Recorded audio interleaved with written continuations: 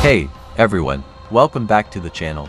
Today, we're taking a deep dive into one of gaming's biggest franchises, Assassin's Creed, from its stealthy roots in 2007 to the massive, open-world epics of 2025. This series has been slashing its way through history for 18 years. Whether you're a longtime fan or just curious about the hype, stick around as we break down the complete history of Assassin's Creed games. Hit that like button, subscribe, and let's jump into the animus. The beginning, Altair's legacy to 007. It all started in November 2007, with the first Assassin's Creed, developed by Ubisoft Montreal. Set during the Third Crusade in 1191, you play as Altaïr ibn Lahad, a master assassin caught in a war between the Assassins and Templars. The game introduced Desmond Miles in the modern day, using the Animus to relive his ancestors' memories, with parkour, stealth, and a living open world.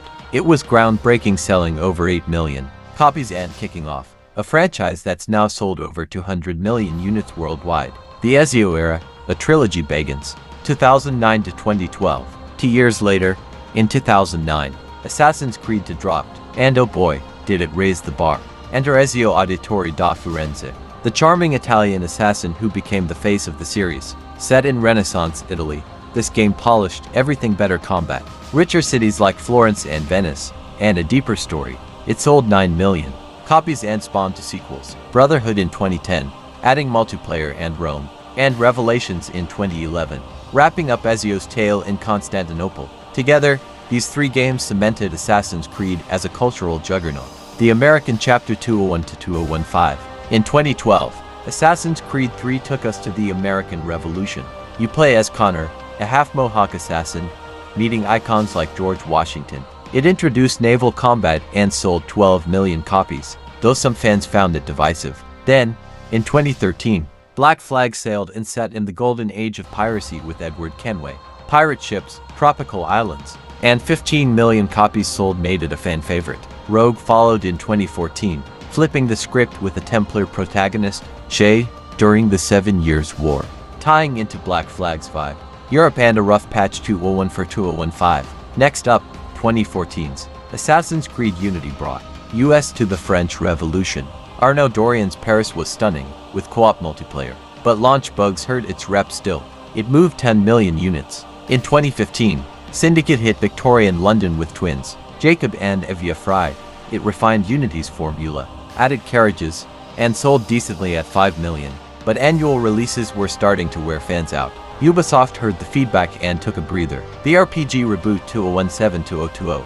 After a year off, 2017's Assassin's Creed Origins rebooted the series as an open-world RPG set in ancient Egypt. Bayek's revenge tale introduced leveling, gear, and a massive map, selling 10 million copies and showing the assassin's origins. Odyssey in 2018 went even bigger, dropping us into ancient Greece with Alexios or Cassandra. Full RPG mechanics, multiple endings, and 12 million sales made it a juggernaut. Then, Valhalla in 2020 brought Viking raids to England with Ivor.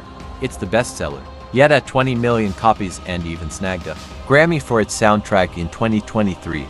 Back to Basics and Beyond 2023 to 2025.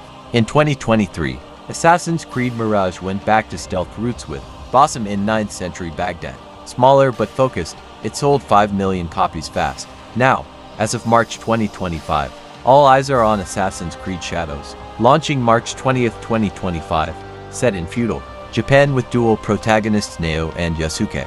It's blending RPG scale with classic stealth. Pre-orders are soaring, and it might just top Valhalla's hype. From Altair's Holy Land to Japan's samurai showdowns, Assassin's Creed has evolved from a stealth gem to a genre-defining titan. Which game's your favorite? Drop it in the comments, subscribe for more gaming history, and I'll see you in the next one. Stay sneaky, Assassins.